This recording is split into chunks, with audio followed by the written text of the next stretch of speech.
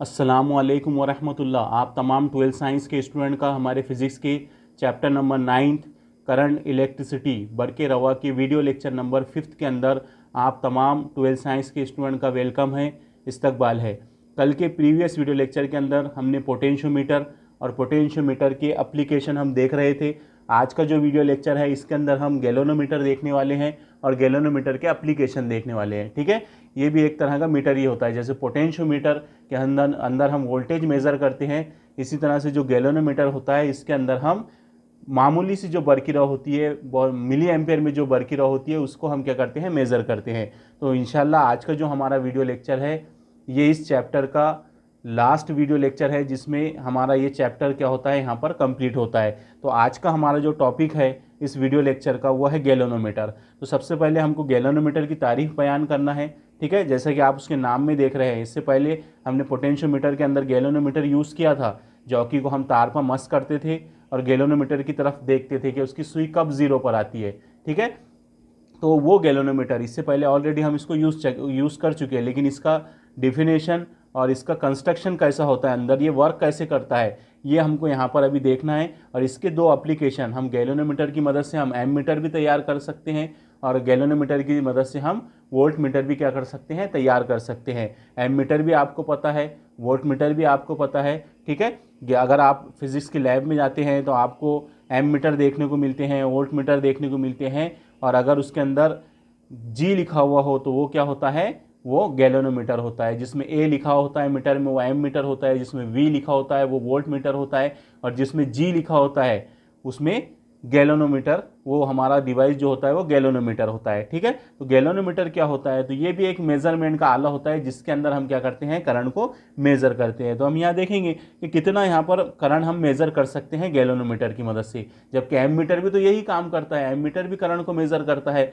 Galvanometer भी current को measure करता है। फिर गैल्वेनोमीटर और एमीटर हम क्यों अलग अलग यूज़ करते हैं, तो इसकी डेफिनेशन ही कुछ इस तरह से है कि आपको एमीटर में और गैल्वेनोमीटर में फ़र्क बिल्कुल समझ में आ जाएंगे। तो गैल्वेनोमीटर एक ऐसा डिवाइस होता है, एक ऐसा आला होता है जो मिली एम्पियर में करंट होती है, जिसको हम उर्दू में ऐसा बोल सकते हैं निहायत मामूली, यानी बहुत कम बरक़ी 10⁻³ मिली एम्पियर की 10⁻, मिली बोले तो हमारा 10⁻³ एम्पियर की अगर बरक़ी है, मिली एम्पियर में अगर बरक़ी है किसी सर्किट के अंदर, किसी बरक़ी दौर के अंदर, तो उसको मेज़र करने के लिए, उसकी पैमाइश करने के लिए हम क्या करते हैं, गैल्वेनोमीटर का इस्तेमाल करते हैं। तो आप यहाँ पर सिंपली हम ऐसा बोल सकते हैं कि गैल्वेनोमीटर का इस्तेमाल हम बहुत कम बरक़ी को मेज़र करने के लिए, किसी सर्किट में बहुत कम बरक़ी यानी मिली एम्पियर में अगर बरक़ी है हमारे पास, तो उसको मेज़र करने के लिए हम किसका इस्तेमाल करेंगे, हम गैल्वेनोमीटर का इस्तेमाल करेंगे। एमीटर का इस्तेमाल किस लिए किया जाता है, उसका भी इस्तेमाल बरक़ी की पैमाइश के लिए किया जाता है। लेकिन अगर ज़्यादा मिकदार में बरक़ी हो तो उसकी मेज़र लेकिन हम वहाँ पर क्या यूज़ करते हैं, एमीटर यूज़ करते हैं। और एमीटर हमको उस सर्किट के अंदर जो ज़्यादा बरक़ी है उसको क्या करता है, वो हमको मेज़र करके देता है। तो गैल्वेनोमीटर एक ऐसा डिवाइस होता है जो निहायत मामूली बरक़ी किसी सर्किट में अगर बहुत कम बरक़ी है, तब उसकी पैमाइश करने के लिए हम जो आला इस्तेमाल करते हैं, जो मीटर इस्तेमाल करते हैं, वो कहलाता हमारा गैल्वेनोमीटर। तो यहाँ पर आप गैल्वेनोमीटर की जो शक्ल देख रहे हैं, ये इंटरनल इसकी क्या है, डायग्राम है। जो गैल्वेनोमीटर होता है, मैं आपको इंटरनेट से उसकी फ़ोटो यहाँ पर डाल कर दे दूँगा कि बैरूनी तौर पर कैसे दिखाई देता है हमको गैल्वेनोमीटर। अब यहाँ पर हमको इस टॉपिक के अंदर हमको गैल्वेनोमीटर की डिफिनेशन पूछा है और गैल्वेनोमीटर की हमको वजाहत करना है कि गैल्वेनोमीटर किस तरह से हमको रीडिंग देता है। ठीक है, किस तरह से वो मिली एम्पियर का मामूली बरक़ी हमको मेज़र करके देता है। तो देखिए, इसका जो कंस्ट्रक्शन है, इंटरनल कंस्ट्रक्शन जो होता है वो कुछ इस तरह से होता है। हमारे सिलेबस के अंदर, हमारा जो न्यू टेक्स्ट बुक है उसके अंदर ये डायग्राम दी गई है आपको, इंटरनल डायग्राम। ठीक है, हम जो हमारा पिछला सिलेबस था उसकी डायग्राम की मदद से आपको यहाँ पर समझाते हैं कि जो गैल्वेनोमीटर कैसा होता है। तो गैल्वेनोमीटर के अंदर दो चीज़ें बहुत मेन होती है। एक तो इसमें क्या होता है, इसमें एक बैरूनी तौर पर एक मैग्नेटिस यूज़ किया जाता है। ठीक है, कुछ इस तरह से होता है, सॉरी, कॉनकेव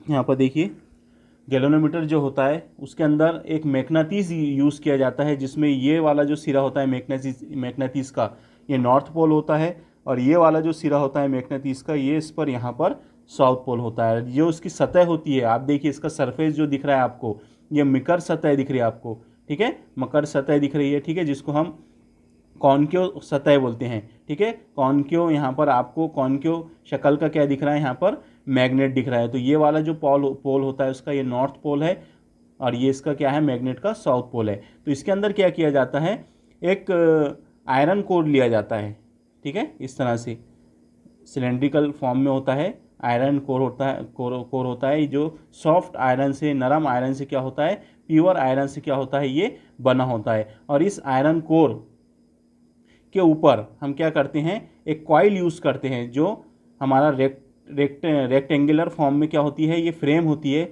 एक मुस्ततिली फ्रेम होती है, जिसके ऊपर हम क्या करते हैं, धाती तार को क्या करते हैं, इस तरह से वाइंड करते हैं, ठीक है। इस तरह से उसके ऊपर क्या होती है, कॉइल होता है, ठीक है। मुस्ततिली फ्रेम लेते हैं, मुस्ततिली फ्रेम कहाँ पर रखी होती है, आयरन कोर पर रखी होती है, ठीक है। और ये जो आयरन कोर होता है, यहाँ पर एक स्प्रिंग होता है, यहाँ पर इसके सेंटर में क्या होता है, एक हेयर स्प्रिंग होता है, हमारे जैसा बाल होता है ना, वैसा वहाँ पर क्या होता है, एक हेयर स्प्रिंग होता है, ठीक है। और हेयर स्प्रिंग को यहाँ पर क्या होती है, एक सुई लगी होती है, यहाँ पर सेंटर से क्या होती है, एक यहाँ पर रीडिंग के लिए हम क्या करते हैं, उसको आयरन कोर के ऊपर, यहाँ जो स्प्रिंग होता है उसके ऊपर क्या होती है, एक सुई लगी होती है, ठीक है।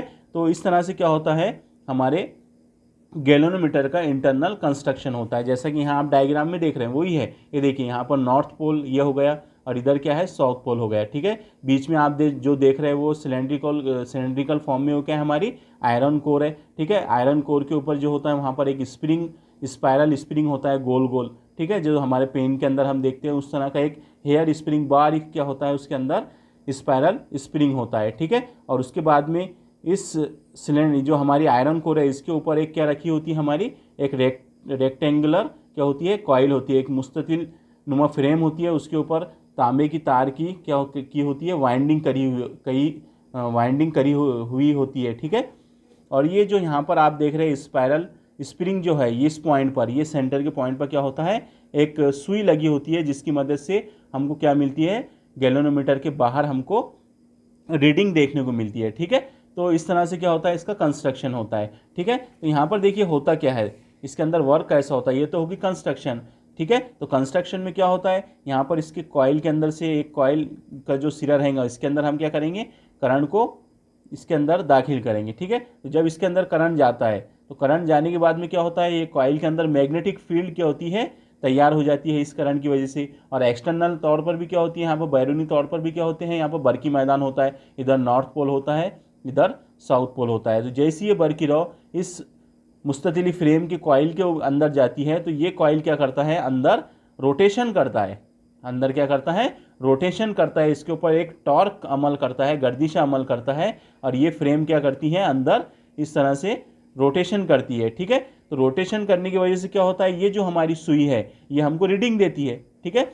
ये रीडिंग इस तरह से देती है क्योंकि इसका जो सेंटर होता है इसमें जीरो होता है, यहाँ पर जीरो करंट होता है, इस तरफ इसकी निगेटिव रीडिंग होती है, इस तरफ इसकी पॉजिटिव रीडिंग होती है, ठीक है। जब कोई बर्की रॉ इसमें से नहीं गुजारते हम, तो इसकी जो सुई होती है, ये गैल्वेनोमीटर की जो सुई होती है वो जीरो के ऊपर होती है, यानी फ्रेम इस तरह से होती है, ठीक है। लेकिन जैसे ही हम उसमें करंट पास करते हैं, तो वो फ्रेम क्या होती है, उस पर टॉर्क अमल करता है, उस पर गर्दिश अमल करता है, और ये फ्रेम जो है अंदर ये क्या करती है, रोटेशन करती है। और ये फ्रेम रोटेशन करती है, तो ये जो सुई है हमारी, ये हमको रीडिंग देती है, कभी ये पॉजिटिव रीडिंग देती है, कभी ये हमको नेगेटिव रीडिंग देती है। इसकी मदद से हम क्या करते हैं, हम बर्की रॉ की पैमाइश कर सकते हैं कि किसी बर्की दौर के अंदर कितनी बर्की रॉ यहाँ से जा रही है, उस मौसिल के अंदर से कितनी बर्की रॉ गुजर रही है, उसकी हम पैमाइश किसकी मदद से कर सकते हैं, गैल्वेनोमीटर की मदद से कर सकते हैं, ठीक है। अगर हम यहाँ से बर्की रॉ को बंद कर दें, ठीक है, अगर हम बर्की रॉ को यहाँ से गुजारना बंद कर दें, तो इसके अंदर जो हेयर स्प्रिंग होता है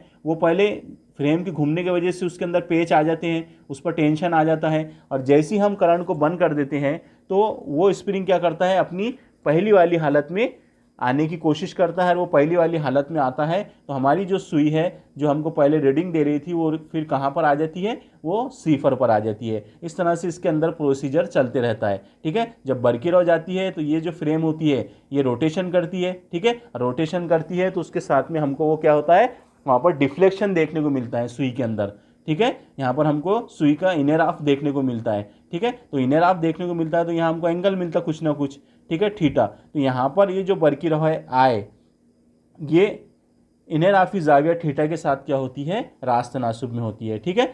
यहाँ पर आय थीटा के साथ क्या होती है, रास्त तनासुब में होती है। यानी हम जैसे जैसे आय को बढ़ाते हैं, अब आय को कितना बढ़ाएंगे हम, मिली एम्पियर की करंट की बात कर रहे हैं हम, ठीक है, क्योंकि गैलोनोमीटर है, गैलोनोमीटर में अगर ज़्यादा करंट पास करते हैं हम तो वो हमको रीडिंग नहीं देता है। तो हम मिली एम्पियर की करंट की बात कर रहे हैं कि बहुत छोटा सा करंट है और थोड़ा थोड़ा हम उसको बढ़ा रहे हैं। तो जैसे जैसे हम आय को बढ़ाएंगे वैसे वैसा जो इसका एंगल ऑफ डिफ्लेक्शन है सुई का, वो क्या होते जाएगा, एंगल ऑफ डिफ्लेक्शन बढ़ते जाएगा, ठीक है। और जैसे जैसे हम बरकी रॉ को कम करते जाएंगे तो ये एंगल ऑफ डिफ्लेक्शन भी क्या होता जाएगा, जीरो के करीब आता जाएगा, यानी कम होते जाएगा। तो ये होता है हमारा मूविंग कॉइल गैलोनोमीटर। तो मैं उम्मीद करता हूँ बस इस तरह से कंस्ट्रक्शन है, बहुत सिंपल है।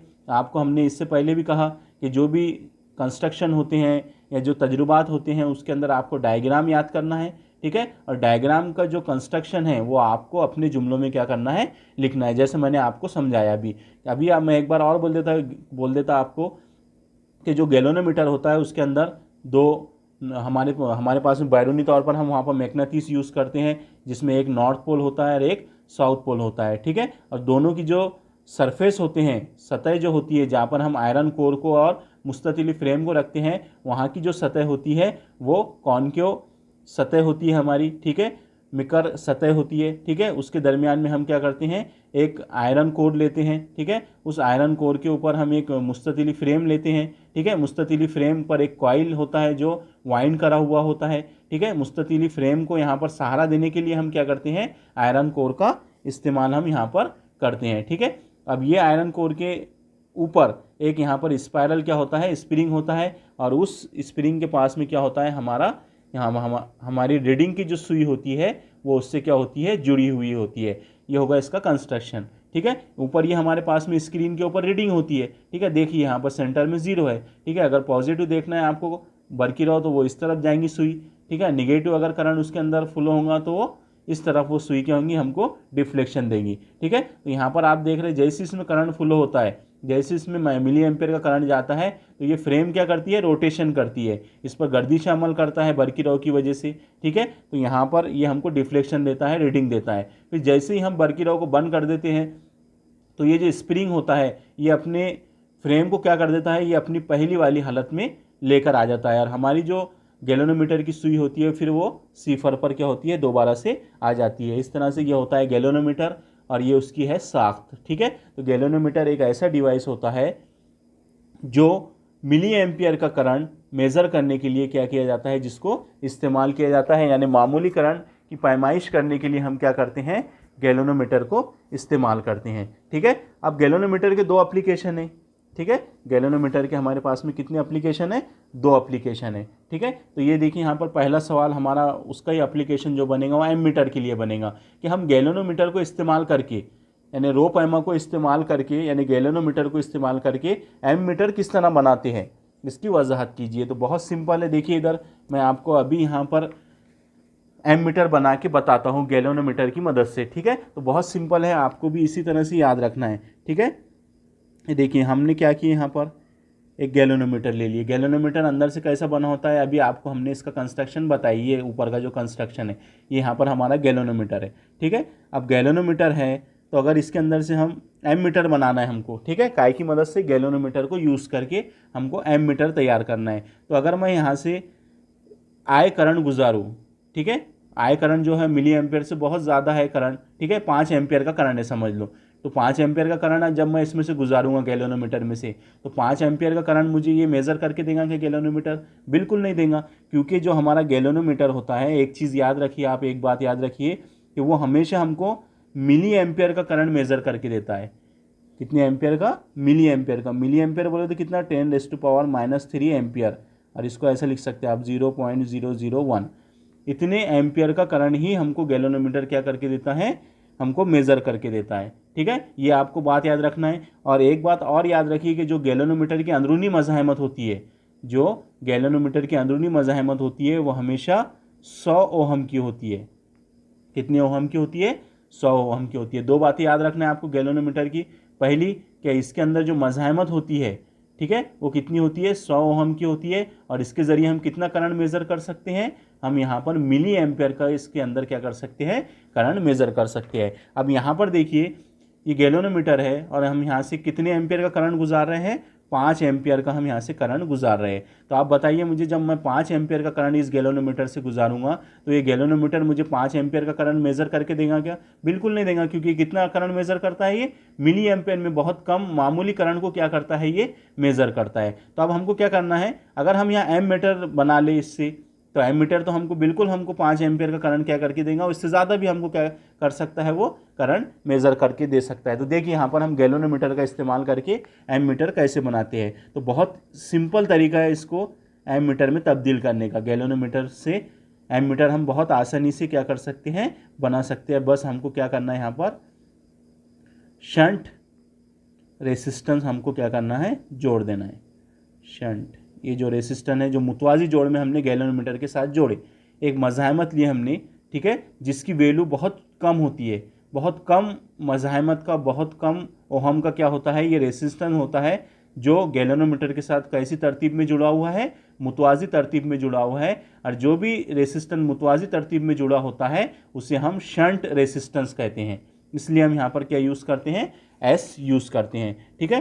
तो ये बन गया हमारा अब गैलोनोमीटर, ये बन गया हमारा यहाँ पर एम मीटर। अब ये जो कंस्ट्रक्शन हो गया है, तो ये हमने गैलोनोमीटर की मदद से क्या तैयार कर लिए, एम मीटर तैयार कर लिए। तो आप देखिए यहाँ पर 5 एम्पियर की करंट आ रही थी, यानी बरकीराव आय आ रही थी, ठीक है। जैसे ही यहाँ पर बरकीराव आएंगी इस पॉइंट पर, तो कुछ बरकीराव इसमें से पास हो जाएंगी गैलोनोमीटर में से। तो हम कंसिडर करते हैं कि गैलोनोमीटर में से जाने वाली बरकीराव आई जी है, और कुछ बरकीराव क्या होंगी, इस वाले रास्ते से चले जाएंगी, ठीक है। और उसको हम कंसिडर करते हैं आई एस, ठीक है। यानी जो हमारी बरकीराव आई थी, टोटल बरकीराव, वो इस पॉइंट पर आने के बाद में क्या हो गई, 2 हिस्सों में तकसीम हो गई। कुछ बरकीराव गैलोनोमीटर में से जा रही है, और बची हुई जो बरकीराव है वो कहाँ से जा रही है, शंट रेसिस्टेंस के अंदर से जा रही है। तो जाहिर सी बात है, जब यहाँ पर हम देखेंगे तो यहाँ पर हमको ये भी करंट यहाँ पर आ जाएगा, इस तरफ से ये करंट आ जाएगा, और हमको आउटपुट में क्या मिलेगा, यही करंट मिलेगा जो इनपुट में था।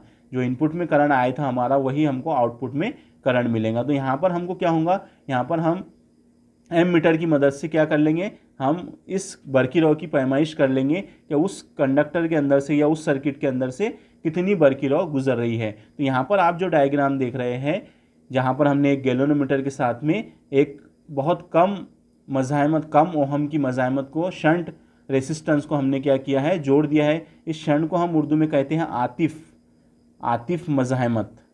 उर्दू में क्या कहते हैं हम इसको, आतिफ मज़ाहमत, और इंग्लिश में कहा जाता है इसको शंट रेसिस्टेंस, ठीक है। तो हमने क्या किया, यहाँ पर गैलोनोमीटर के साथ में एक मामूली कम ओहम की हमने बहुत, जिसकी कीमत क्या है, इस रेसिस्टेंस की कीमत बहुत कम है, ठीक है, उसको हमने क्या किया, मुतवाज़ी तरतीब में जोड़ दिए। तो इस तरह से गैलोनोमीटर के साथ जब हम किसी छोटी सी मज़ाहमत को जोड़ देते हैं, तो जो सर्किट हमारे सामने हमको दिखाई देता है वो होता है हमारा एम मीटर, ठीक है। अब ये क्या बन गया, हमारा एम मीटर बन गया। अब एम मीटर की मदद से हम क्या कर सकते हैं, बरकीराव की पैमाइश कर सकते हैं। अब थोड़ा सा इसकी आपको ये भी पूछता है कि भाई एम मीटर की तारीफ बयान कीजिए। तो एम मीटर की तारीफ हम बिल्कुल बयान कर सकते हैं। एम मीटर की तारीफ ऐसा आला जिसकी मदद से हम क्या कर सकते हैं, बरकीराव की पैमाइश कर सकते हैं। तो उसको हम क्या कहते हैं, एम मीटर कहते हैं। अब एम मीटर से, गैलोनोमीटर से हमको एम मीटर तैयार करना है, तो इसको हम कैसे बनाएंगे। तो यहाँ हमने आपको इसका कंस्ट्रक्शन समझा दिए कि जब किसी गैलोनोमीटर के साथ में किसी शंट रेसिस्टेंस को मुतवाज़ी तरतीब में जोड़ा जाता है, तो वो जो सर्किट होता है वो क्या कहलाता है, हमारा एम मीटर कहलाता है। तो आपको ये भी पूछता है कि इसका कंस्ट्रक्शन बयान कीजिए, कैसे आप बनाएंगे। तो बहुत सिंपल है, गैलोनोमीटर के साथ में क्या कीजिए, आप शंट रेसिस्टेंस को मुतवाज़ी तरतीब में जोड़ दीजिए। तो जो सर्किट मिलेगा आपको, ये वाला जो सर्किट है, तो ये क्या कहलाता है, आपका एम मीटर कहलाता है, ठीक है। तो आपकी नोट्स के अंदर देखिए, यहाँ पर एम मीटर की तारीफ भी लिखी हुई है, ऐसा आला जो बड़े पैमाने पर, ठीक है, देखिए यहाँ पर बड़े पैमाने पर कहा गया। गैलोनोमीटर मामूली बरकीराव को क्या करता है, मेज़र करता है, लेकिन एम मीटर बड़े पैमाने पर क्या करता है, बरकीराव की पैमाइश कर सकता है। तो उसे हम क्या कहते हैं, एम मीटर कहते हैं। अब एम मीटर बना कैसा, तो देखिए यहाँ पर इसका डायग्राम, यहाँ पर वही हमने जो बताया आपको, ये गैलोनोमीटर है, ठीक है। और गैलोनोमीटर के साथ में यहाँ पर शंट हमने क्या किया, रेसिस्टेंस जोड़ दिए। ठीक है, इस पर गौर कीजिए, आपको जो हमने पहले बताया भी डायग्राम में समझाकर कि हमको गैल्वेनोमीटर के साथ में शंट रेसिस्टेंस को जोड़ देना है। ठीक है, यहाँ पर देखिए ये जो बरकी रॉ थी आई, जैसी इस पॉइंट पर आई तो आई दो हिस्सों में तकसीम हो गई। इधर कुछ बरकी रॉ गैल्वेनोमीटर के अंदर से जा रही है जिसको हम आई बोलेंगे, और कुछ बरकी रॉ क्या हो रही है, जो बची हुई बरकी रॉ वो कहाँ से गुजर रही है, शंट रेसिस्टेंस से गुजर रही है। जब वो इस पॉइंट पर आ जाएंगी तो कितनी बरकी रॉ रहेंगी हमारी, कैपिटल आई, इसलिए आउटपुट में हमको कैपिटल आई ही क्या हो रही है, मिल रही है। यहाँ पर हम क्या कर लेंगे, उस बरकी रॉ को हम मेज़र कर सकते हैं, तो ये बन गया हमारा एम मीटर। ठीक है, तो यहाँ पर एम मीटर कैसे बनता है वही आपको लिखा कर दिया गया है। अब यहाँ पर एक चीज़ याद रखिए कि मुतवाज़ी अंदाज में जुड़ी हुई मज़ाहमतें जो होती है, ये जो मज़ाहमत है इसको हम शंट मज़ाहमत कहते हैं। ठीक है, और इसके लिए आपको पूछता है कि भाई इसके लिए इक्वेशन अखज़ कीजिए कि जो हम शंट मज़ाहमत जोड़ते हैं, जो आतिफ मज़ाहमत हम जोड़ते हैं, उसके लिए क्या कीजिए, ज़ाब्ता अखज़ कीजिए। ठीक है, उसके लिए इक्वेशन अखज़ कीजिए। तो हम यहाँ पर एस के लिए क्या करेंगे, फार्मूला हम यहाँ पर निकालने वाले हैं। तो देखिए हम एस के लिए फार्मूला कैसे निकालेंगे। ठीक है, तो यहाँ पर ही हम आपको इसके ज़रिए बताते हैं कि जो मज़ाहमत एस है, जो आतिफ मज़ाहमत है, शंट रेसिस्टेंस है, उसके लिए हम फार्मूला निकालने वाले हैं। ठीक है, तो हमारे डायग्राम के मुताबिक कुछ डायग्राम ऐसी थी हमारी गैल्वेनोमीटर। ठीक है, इधर हमारी शंट रेसिस्टेंस। ठीक है, तो यहाँ पर जो हमारा करंट था आई, वो दो हिस्सों में तकसीम हो गया था, इधर आई जी और इधर आई एस।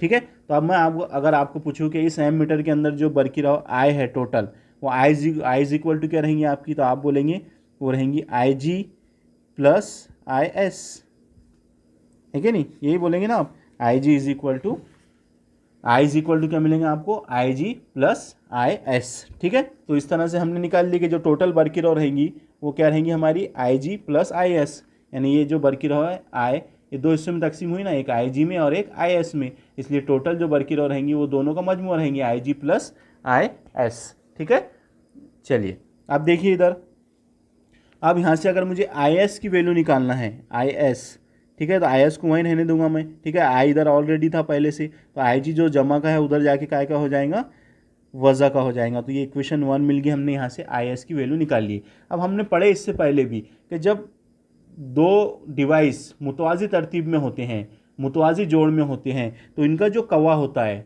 इनका जो दोनों का कवा होता है वो एक दूसरे के मसावी होता है, यानी यहाँ का कवा यहाँ के कवा की क्या होगा, मसावी होगा। तो गैल्वेनोमीटर के अतराफ़ के कवा को हम वी जी से लिख देंगे। ठीक है, और जो शंट रेसिस्टेंस के पास का जो कवा है उसको हम वी एस से जाहिर कर देंगे। ठीक है, तो ये जो दोनों कवा रहेंगे मुतवाज़ी जोड़ के लिए, यहाँ का कवा यहाँ की कवा के क्या रहेगा, मसावी रहेगा। तो इसलिए हम यहाँ लिख सकते कि जब दो इलेक्ट्रॉनिक डिवाइस या दो रेसिस्टेंस एक दूसरे के साथ मुतवाज़ी तरतीब में जुड़े होते हैं, तब उनके जो कवा होते हैं वो एक दूसरे के क्या होते हैं, मसावी होते हैं। तो ये गैल्वेनोमीटर के अतराफ़ का कवा और ये शंट रेसिस्टेंस के अतराफ़ का कवा। अब हमको ओहम्स लॉ से ये भी पता है कि जो V इज इक्वल टू क्या होता है, ओहम का कानून, V is equal to I R.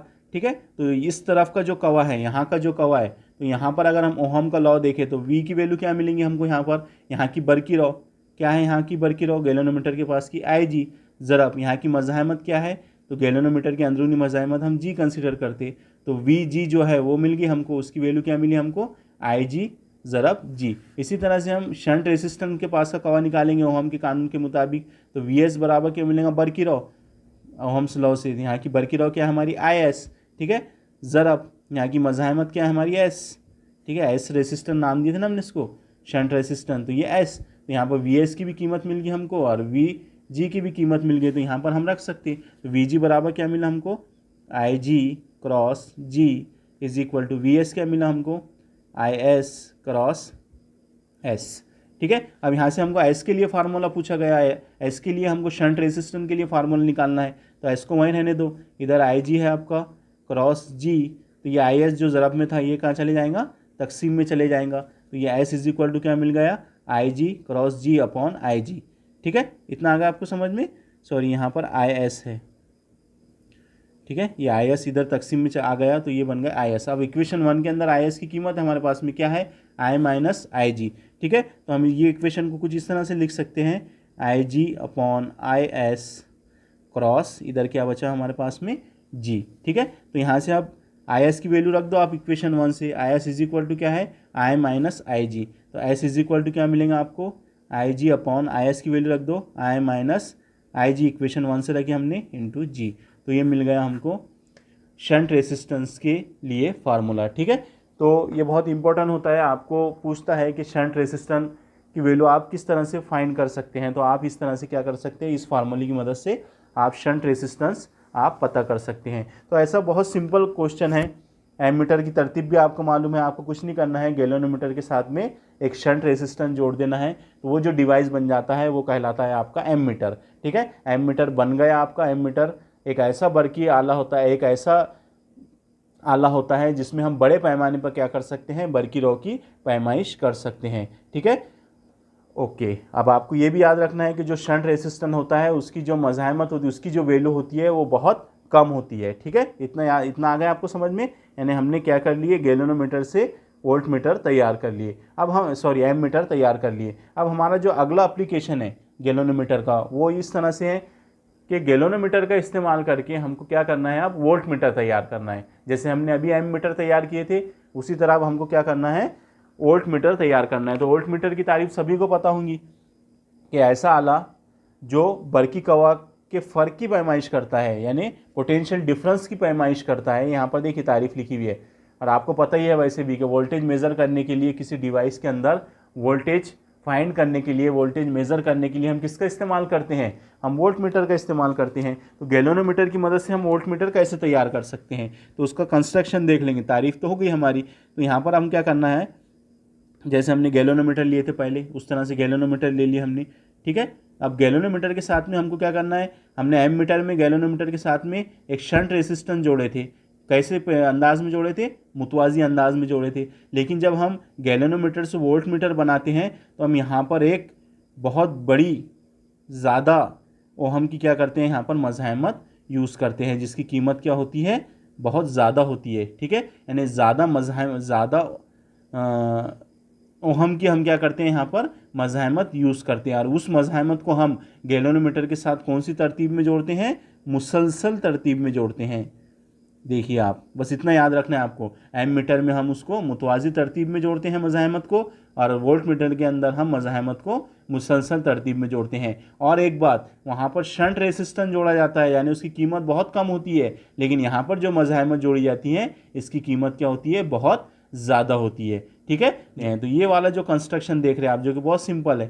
ठीक है, यहाँ से इसमें जाने वाला करंट आई जी और इसमें जाने वाला करंट हमारा आई एक्स। ठीक है, तो इस तरह से, तो ये जो आप देख रहे हैं यहाँ कंस्ट्रक्शन, ये जो आपको सर्किट दिख रहा है, ये बन गया आपका वोल्ट मीटर। यानी आपको क्या करना है, गैल्वेनोमीटर के साथ में एक मज़ाहमत जोड़ना है मुसलसल तरतीब में। जब आप उसको मुसलसल तरतीब में जोड़ देते हैं तो वो बन जाता है आपका वोल्ट मीटर। तो यहाँ देखिए आपकी डायग्राम कुछ इस तरह सी है।